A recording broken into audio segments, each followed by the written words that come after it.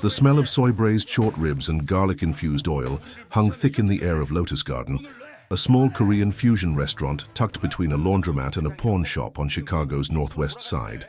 It wasn't fancy, mismatched chairs, chipped plates, walls that needed paint, but the food was exceptional, and that's all that mattered to Maya Chen. At 32, Maya had spent the last 8 years building this place from nothing.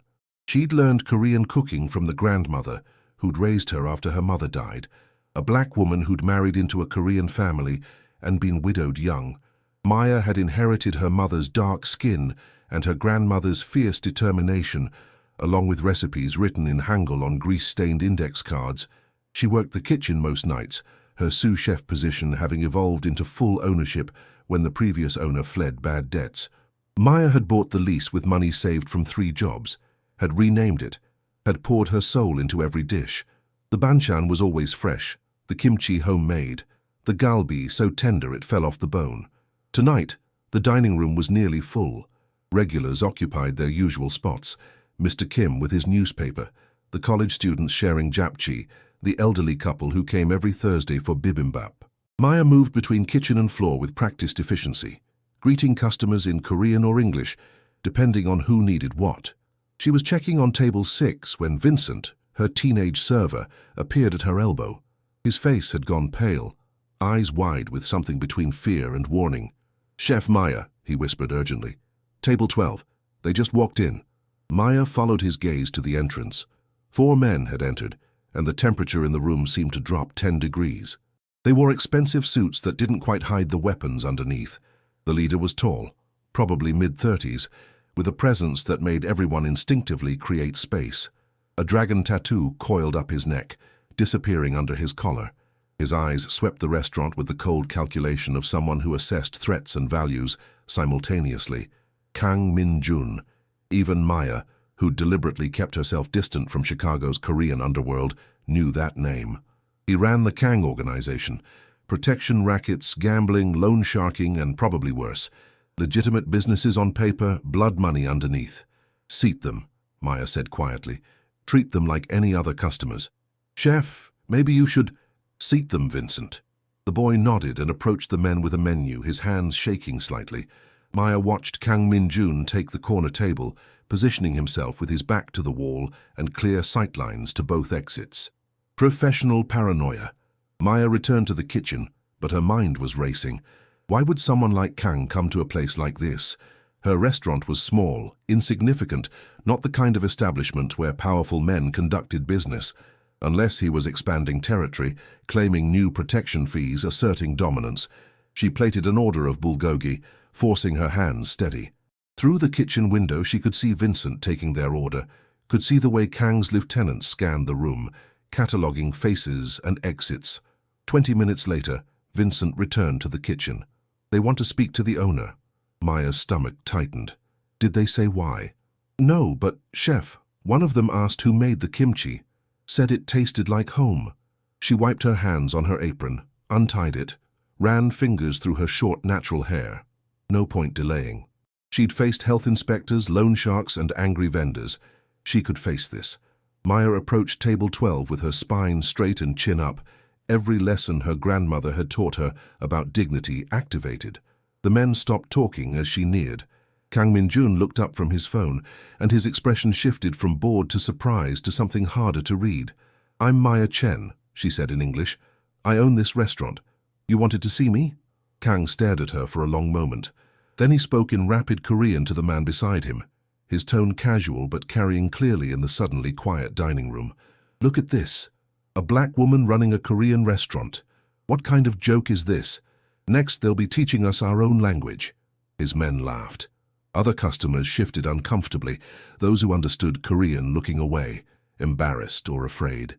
Maya felt heat rise in her chest. Not fear, but something sharper, older.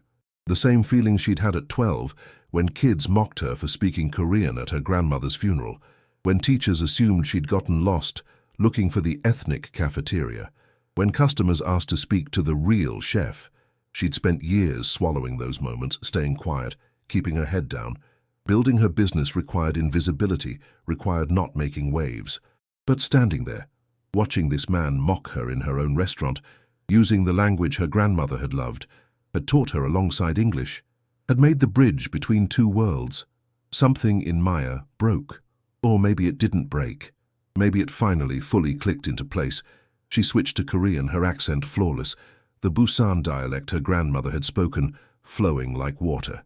Niga nongdamia. You're the joke. The restaurant went dead silent.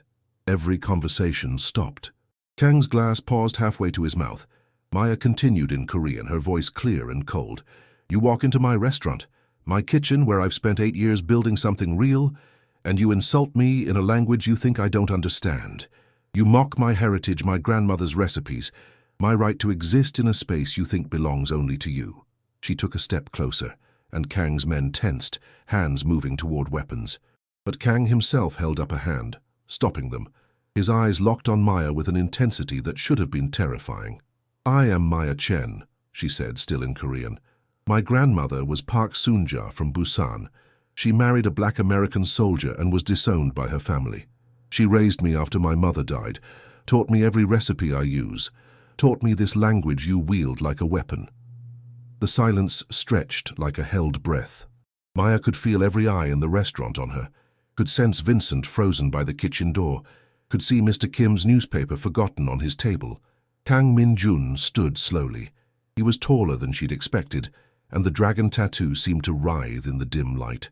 For a moment, Maya thought he might strike her, might pull the weapon she knew he carried, might end her defiance with violence as men like him always did. Instead, he smiled. It was not a kind smile. Park Soon-ja, he repeated slowly, tasting the name. His eyes narrowed. From Busan, married an American, disowned. He circled her slowly, and Maya forced herself not to turn, not to track him like prey tracking a predator. That name is familiar. My grandmother knew a Soon-ja who left for America in shame, brought dishonor to her family.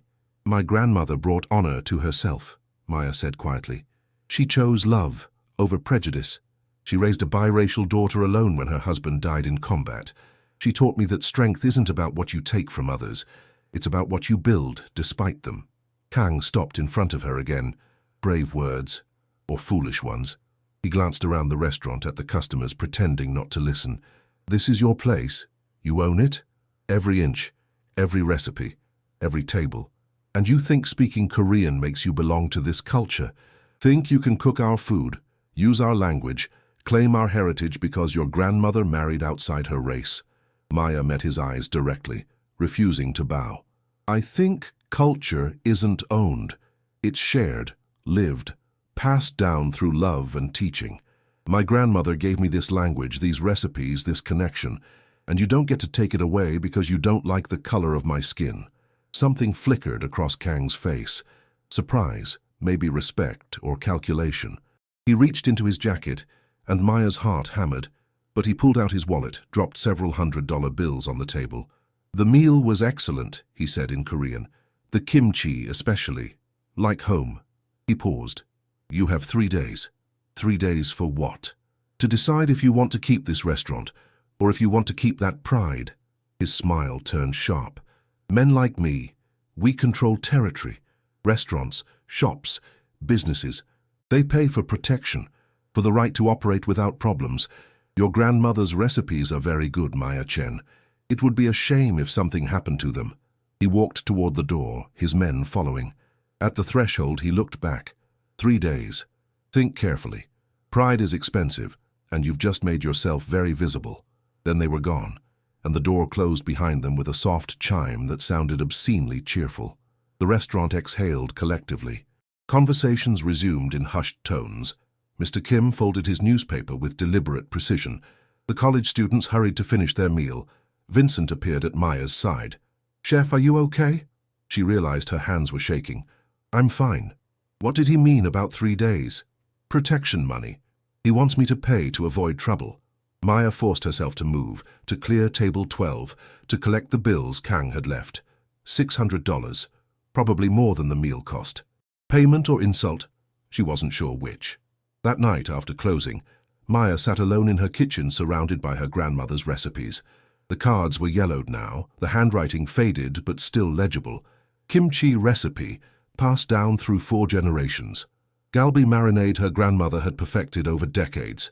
Japchae with the exact right balance of vegetables and noodles. Her grandmother's voice echoed in memory, speaking Korean as they'd cooked together. Maya ya, food is how we tell stories. Every dish carries history, love, sacrifice.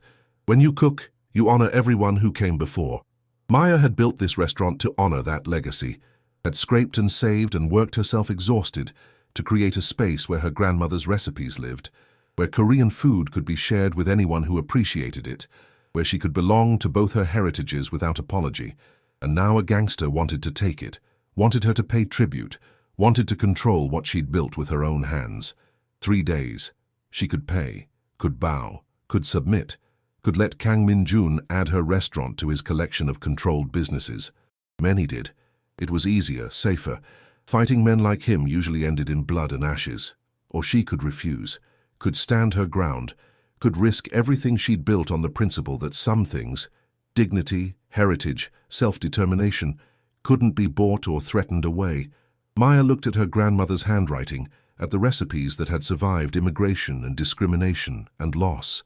Halmeoni, she whispered to the empty kitchen. Grandmother, what would you do?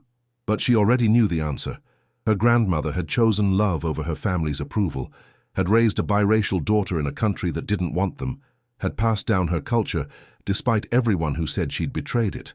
Park Soon-ja had never bowed to bullies. Neither would her granddaughter. The next morning, Maya opened Lotus Garden as usual. She prepped banchan, marinated meat, made fresh kimchi.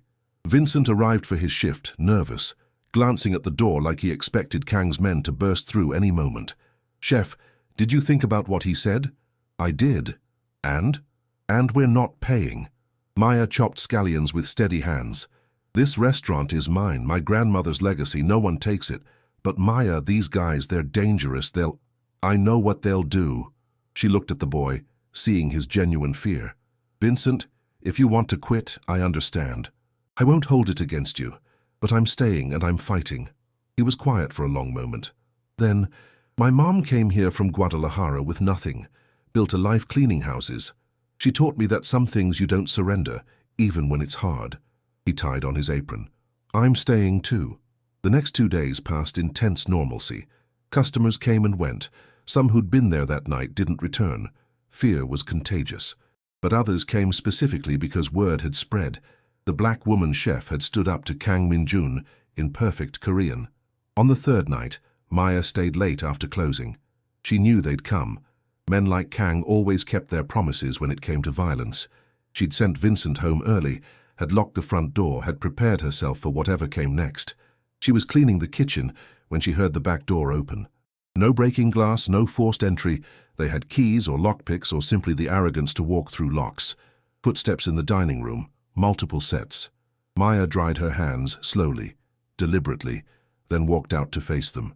3 of Kang's men stood among her tables. Not Kang himself. He'd send subordinates for this, keep his hands clean. One carried a metal bat, another a container of gasoline. The 3rd just smiled, empty-eyed and ready. Last chance, the one with the bat said in Korean. Boss sent us to make the offer clear, pay or we redecorate. Maya crossed her arms. I have a counteroffer. Get out of my restaurant, tell your boss I said no, and never come back. They laughed. The one with gasoline unscrewed the cap, and the chemical smell filled the air, sharp and promising destruction. We're going to burn this place, he said conversationally. But boss said to give you a chance to leave first. He doesn't want you hurt, just educated. So walk away now, and tomorrow you can rebuild. Under our protection, of course.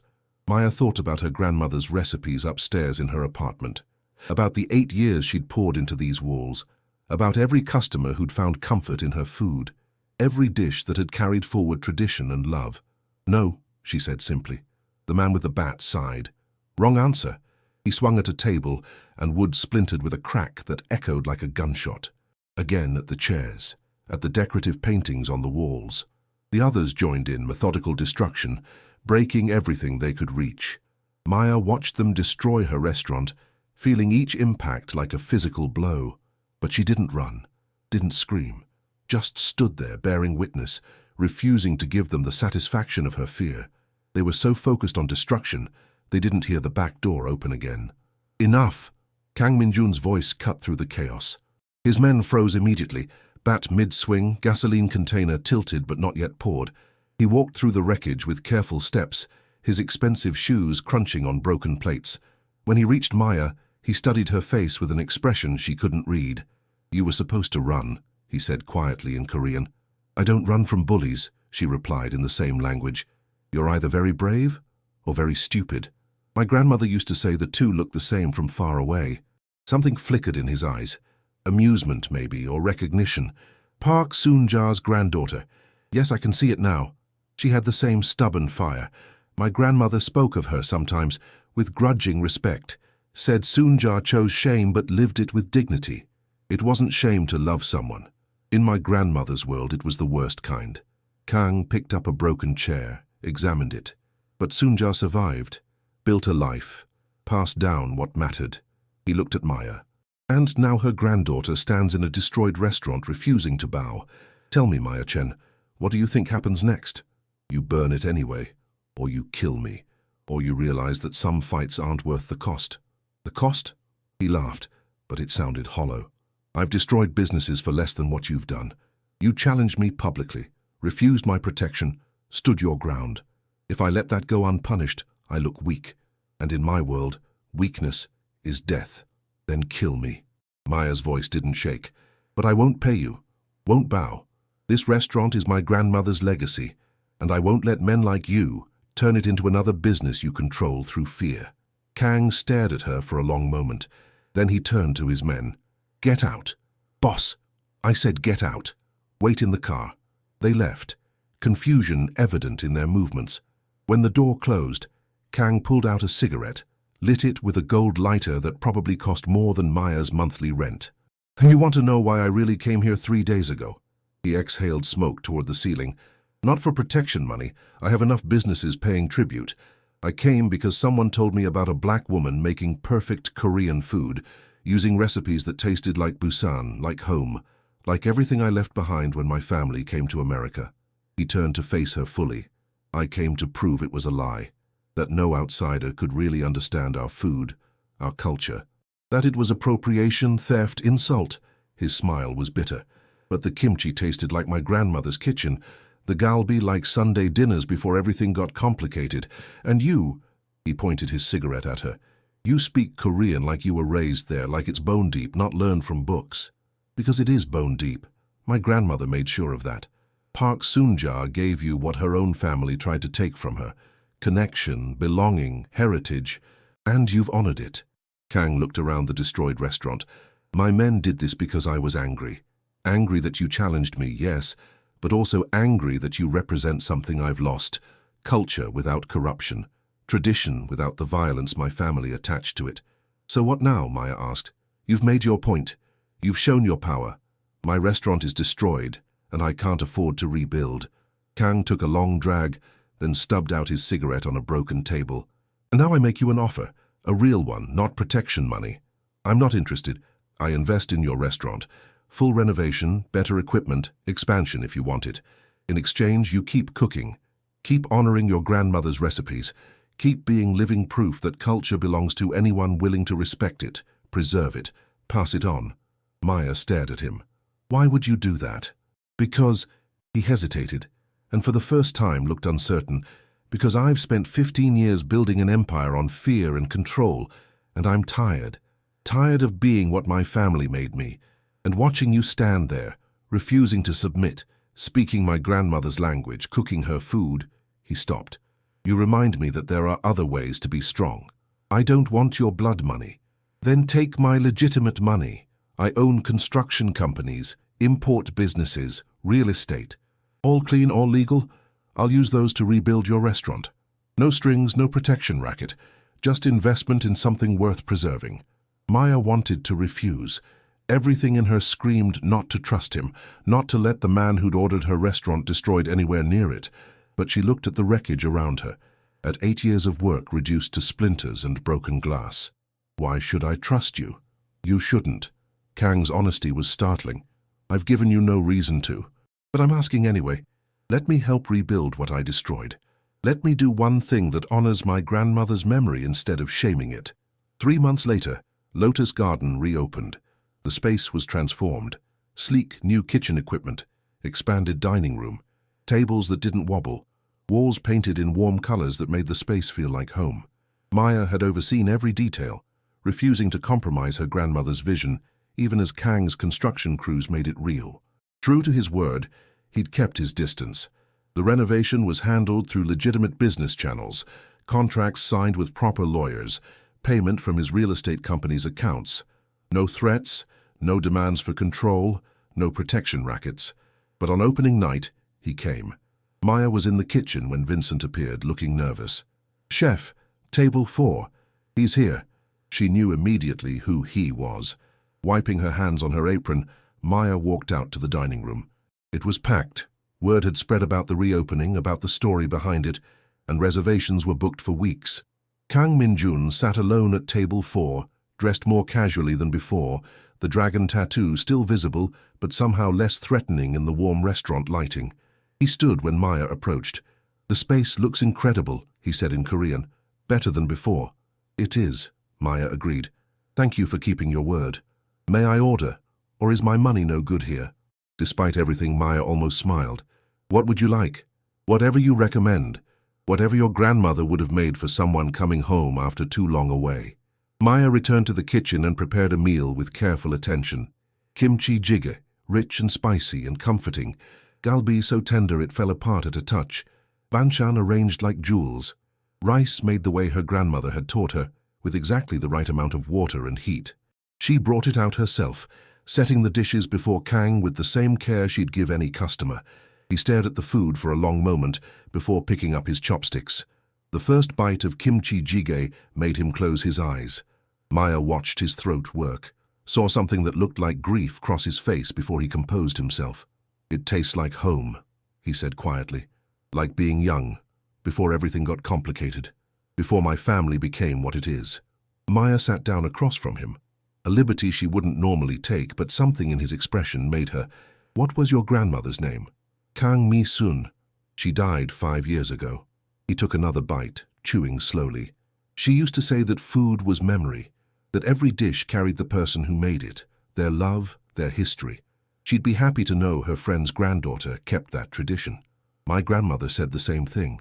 Maya paused. "Did they really know each other?" "Sunja and Mi-sun. According to my mother, they were close as girls, until Sunja married your grandfather and was disowned. My grandmother never spoke about it directly, but sometimes she'd cook certain dishes and say, 'Sunja would have approved of this,' with sadness, like she'd lost something irreplaceable. She lost a friend to prejudice." "Yes." Kang set down his chopsticks. "And I almost destroyed that friend's legacy because I'm too much like the people who cast her out, too quick to judge what doesn't look familiar, too ready to use power as a weapon.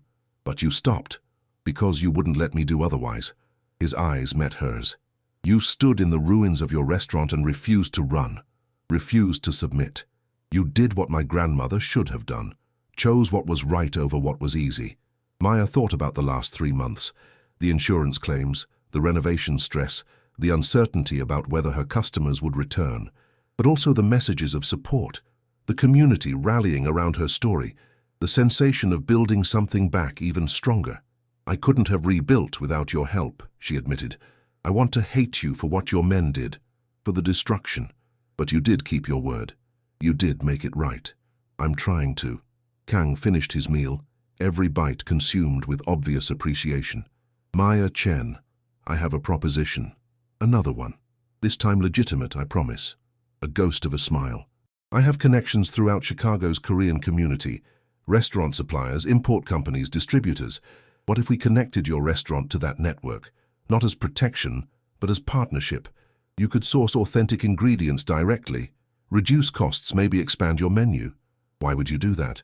"Because," he hesitated, then continued, "because I want to build something that isn't rooted in fear. And watching you cook your grandmother's recipes, honoring her memory while also making it yours, creating space where culture is shared, not hoarded, that's what I want to be part of." Maya studied him, this complicated man who'd threatened her restaurant, then rebuilt it, who carried violence in his history, but seemed genuinely to want something different. Trust didn't come easily, but neither did transformation. "Okay," she said finally, "but I have conditions." "Name them." "No criminal activity touches this restaurant. Ever. If you want to be involved, it's only through legitimate channels. The moment anything shady comes near Lotus Garden, we're done." "Agreed. And you don't control anything. This is still my restaurant, my vision, my grandmother's legacy. You're an investor and partner, nothing more." "Understood. And—" Maya paused, then continued, "and you have to promise me something else, that you'll actually try to be different. Not just here, but everywhere. If you're going to honor your grandmother's memory, honor it by becoming someone she'd be proud of." Kang was quiet for a long moment.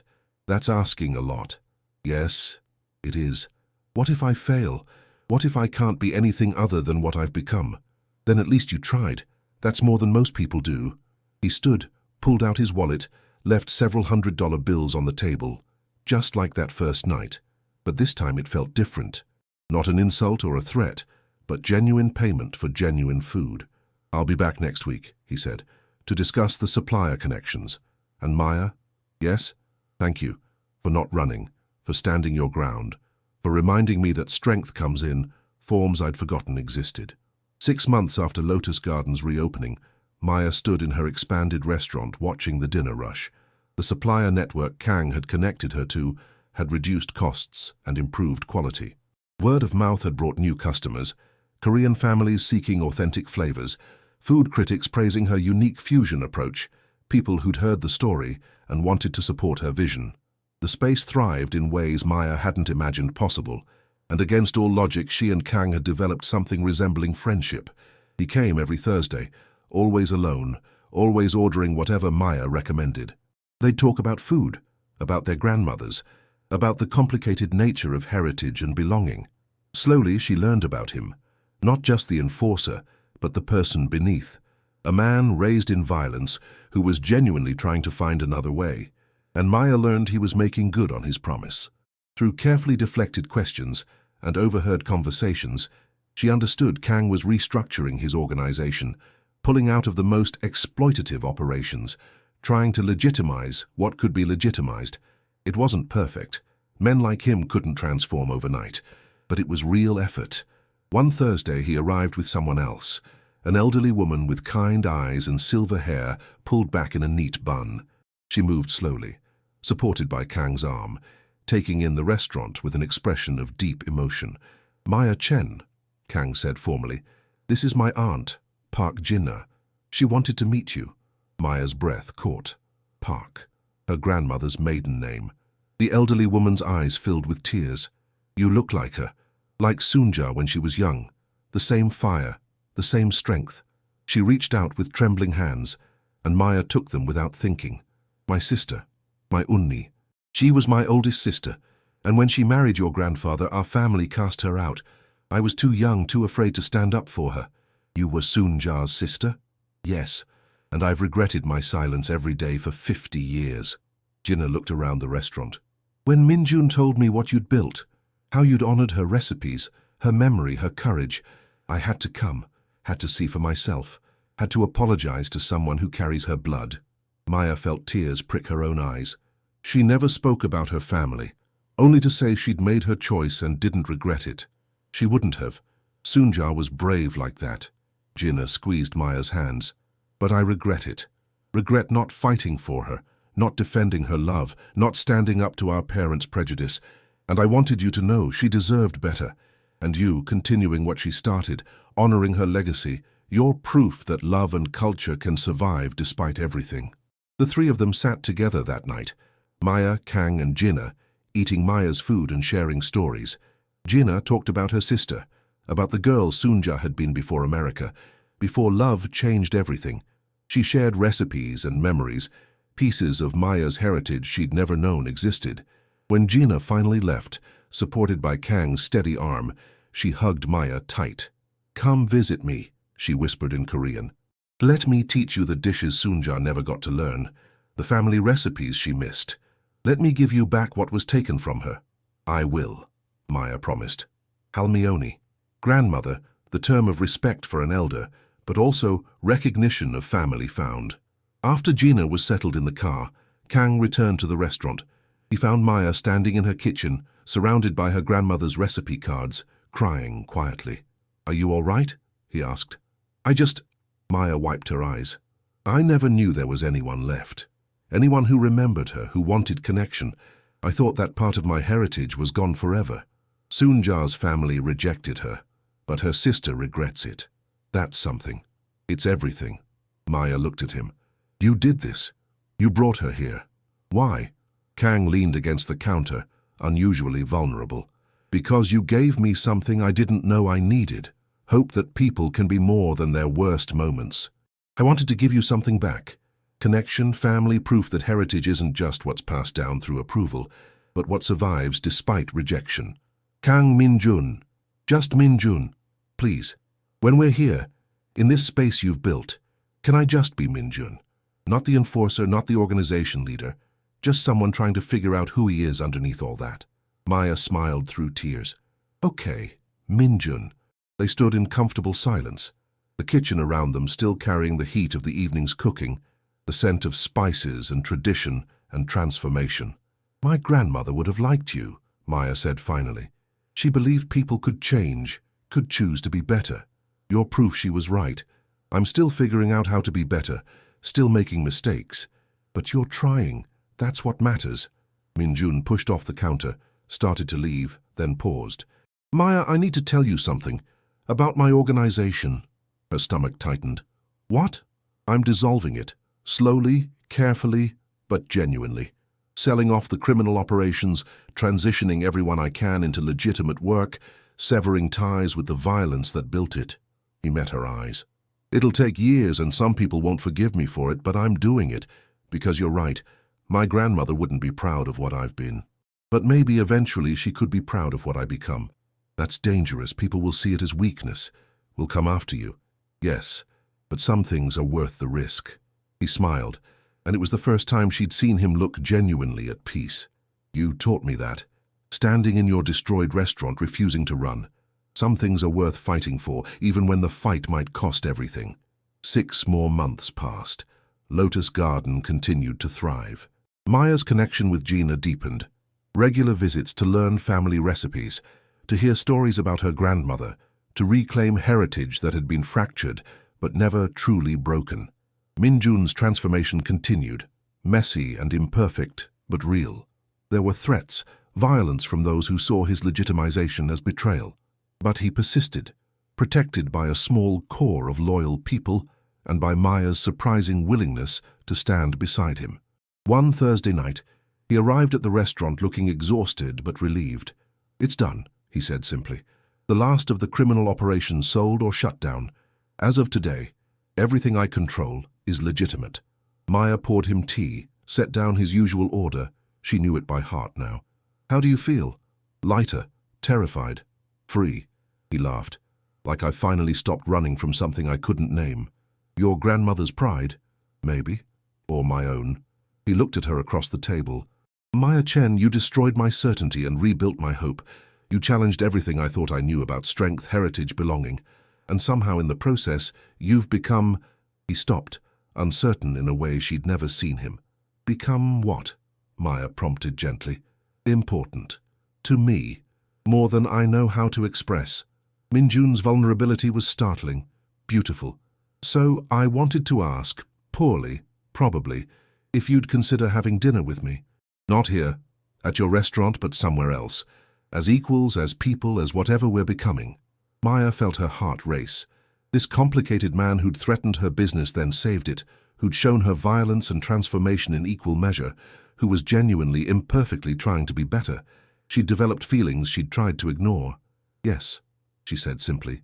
His smile was like sunrise, slow, warm, transforming everything it touched. They went to dinner the following week and then again the week after. Slowly, carefully, they built something new between them. Not romance from first sight, but connection earned through struggle, through seeing each other at worst and choosing each other anyway.